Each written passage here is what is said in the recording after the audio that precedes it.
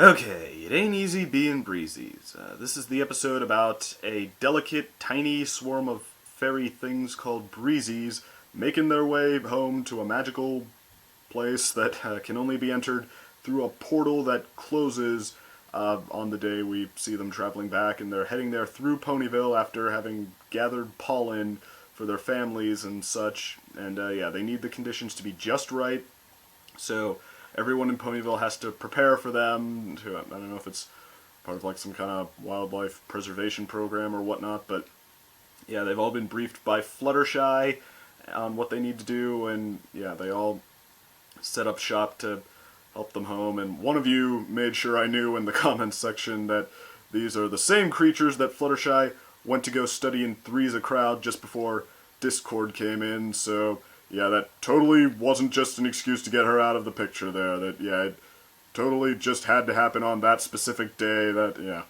it was totally woven like a quilt there. But, alright, so, anyway, though, because the Breezies are so delicate, yeah, and they need a breeze to blow them back home that needs to be just right, because apparently, well, the explanation is a breeze activates their magic, and their magic helps preserve the pollen they're carrying, which I don't care, but just complicated explanations and whatnot. But anyway, though, the important part though is that when Spike gets up on a tree branch to watch them, he shakes a leaf loose, and the leaf disrupts a portion of the Breezies, and yeah, just like a group of them, and they blow off course. And alright, so Fluttershy has to save them, has to fly up and catch them, and then, okay, they've been worn out by the rapid spin and whatever, so she takes them back home to her place to rest up and get ready to try the trip again. But their leader, whose name is Seabreeze, does not have the patience. He thinks they should be able to leave now. He thinks that his team's just incompetent and that they're gonna cost him his chance to get home, so he's really letting them have it. And so yeah, they, the rest of them just like it at Fluttershy's place so much, how she feeds them and gives them drinks and thimbles and makes them itty-bitty sweaters, so yeah, they have no problem just brushing him off and begging to keep staying a little longer and a little longer, even though they have to get out by the end of the day. They have to make it home by the end of the day, I mean, and so finally Seabreeze tries to make the trip on his own, but Breezes are delicate, he's no match for the world on his own, so he ends up surrounded by a swarm of bees, and it's up to Fluttershy to save him, and through doing so learn that you sometimes need to be firm to be, well, cruel to be kind is the expression, but not even that, just like be firm, and sometimes, yeah, push your friends away when they, yeah, need a good kick. So okay, after learning that, she gets the Breezies to make their way back, and because there's too few of them to brace a breeze together, yeah, and totally not because the franchise needs to sell more toys, Twilight turns all of the 6 friends into Breezies, so yeah, they can join the others flying back to their home, and then guide them there.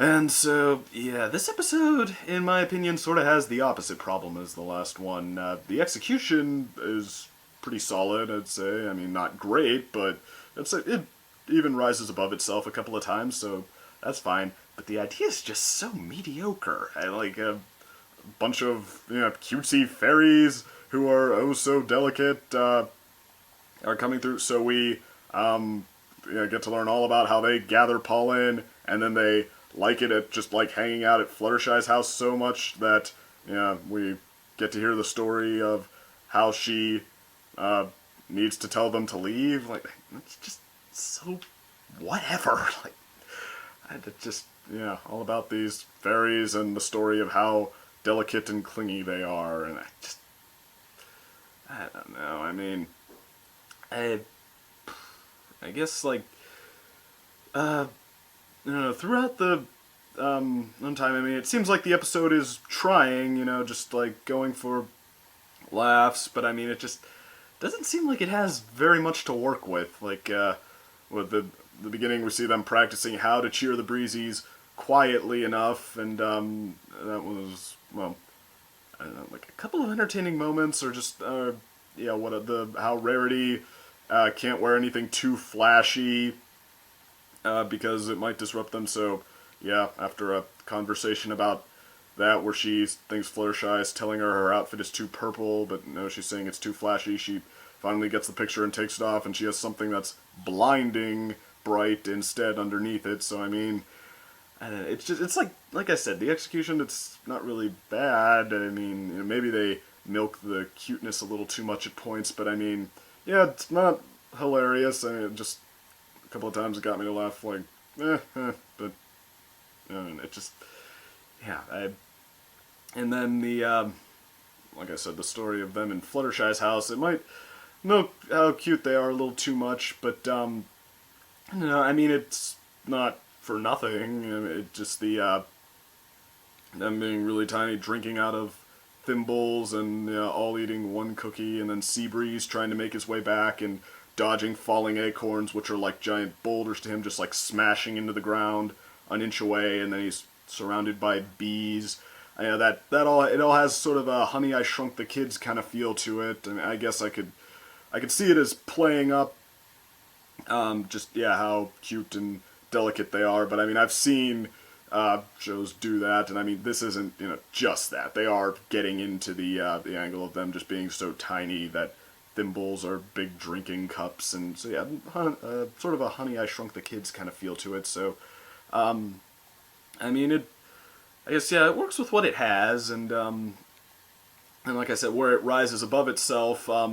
One time it does that. One way it does that, I should say, is with the character of Seabreeze, who actually it kind of makes me wonder. I mean, the show, the way it assigns genders.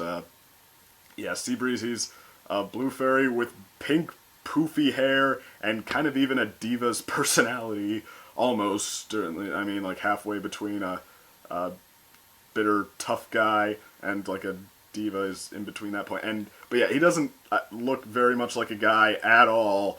But yeah, then compare that to, well, I think when Scootaloo first appeared, I kind of assumed she was a guy, and when she wasn't, it was like, okay, I guess they just are specifically going for all the main cast to be girls. But then, like, even in the background characters, like the fan favorite, I'm glad somebody told me the one fan favorite's name was Vinyl Scratch, because I would never have remembered her other name. But anyway, though,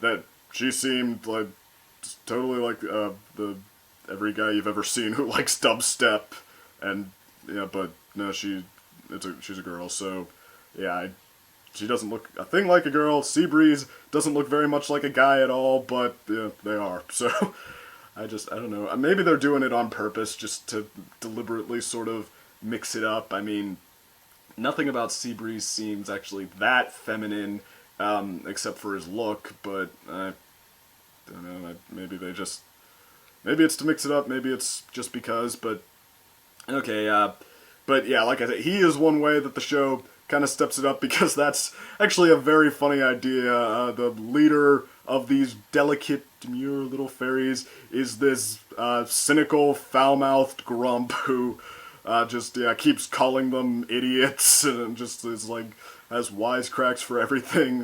Fluttershy, except when he's confused at how Fluttershy knew how to coordinate the rescue when they spin out the first time. He's like, he doesn't get that she can understand the Breezies. She's like, oh, well, I can understand all kinds of animals. And then we understand him for the first time, and he has like a Scottish accent. He's like, oh, well, you must be so proud.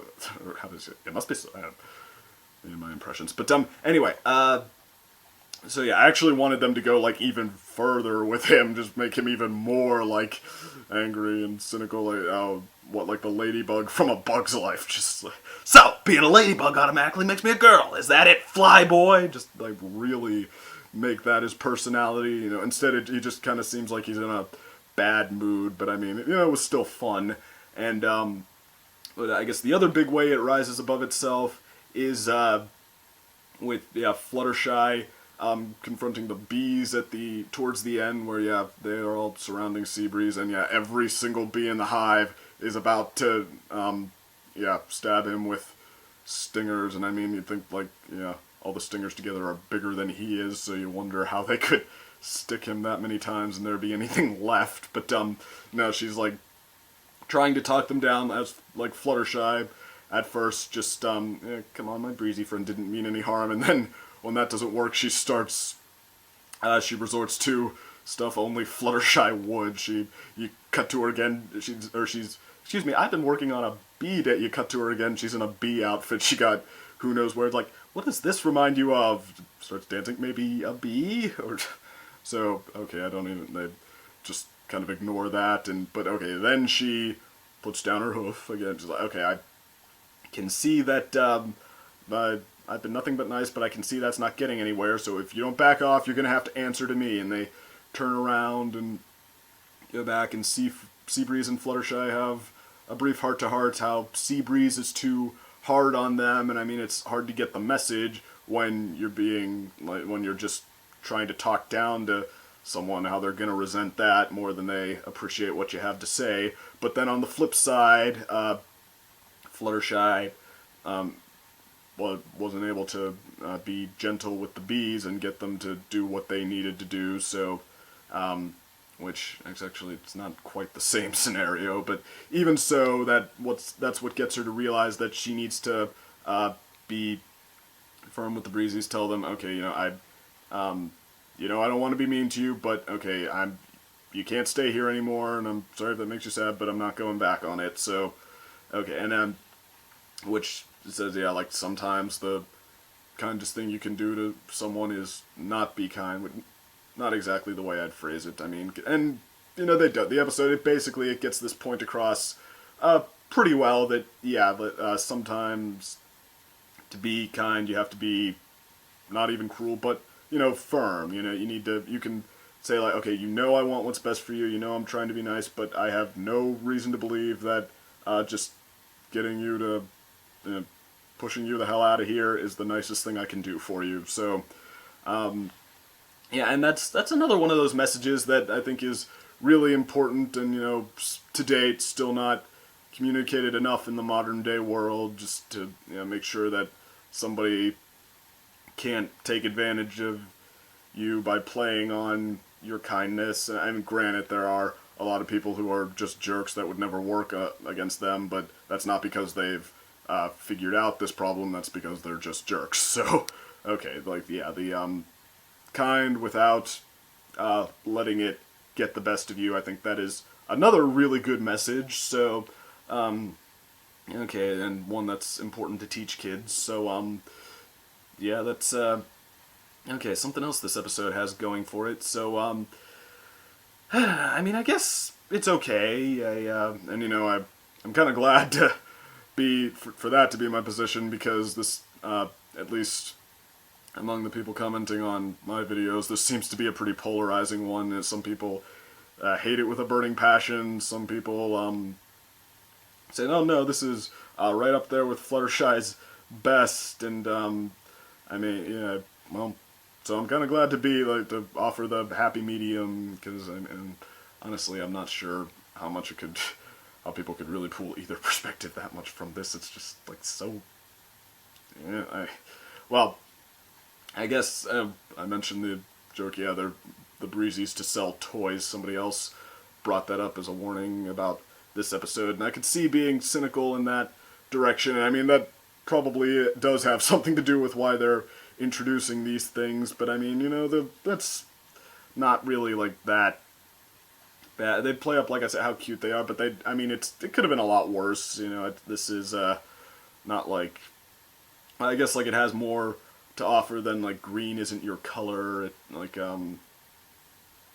a little more at stake here, and there's a little more variety to it. So, I think I did appreciate it more than that one. And seeing the Breezies home at the end, turning them all into Breezies. Okay, we all know the real reason for that, but still, just getting them to take this trip with the Breezies and seeing their Breezy home. That was, a nice bit of variety, I guess, fine for what it was. And I, oh no, just, yeah, I mean, well, can't muster the strongest of feelings for this one. I certainly wasn't disappointed by it like I was with the last one, so maybe, you know, execution more important than the idea. I guess I liked it a little bit more. I mean, they both offered me the same, about the same number of moments, worthwhile moments. So, okay, but yeah, I wasn't too disappointed with this one. So, maybe I'll vote for execution over idea. But so yeah, and I also, I guess, don't see what there is to love about it that much. It just seems like a really basic sort of idea. It actually, I mean, just, yeah, let's bring in a bunch of fairy things to be really cute. That sort of sounds like what people are afraid My Little Pony is going to do when, you know, they hear the title My Little Pony. You know, without, I mean, that's, I think, what this show, because of its past incarnations, would be more like stereotyped for being about. But yeah, just even so, much more to say. Oh, one moment I did miss though. I like how Spike, trying to find everybody is so much taller than him, so he can't get a good look, and then he asks if he can hop up on Pinkie Pie's back, but she's so excited about seeing them, she's like, all she can say is, "Can't, might explode," and so he has to go find his tree branch. But yeah, just little moments. It's, you know, not a particularly effective episode, but I mean, I guess it's fine for what it is. So, you know, another one that's just okay, and these okay ones never seem to take as long to summarize. But anyway, that's pretty much it. And the next episode is Some Pony to Watch Over Me. So take care. See you there.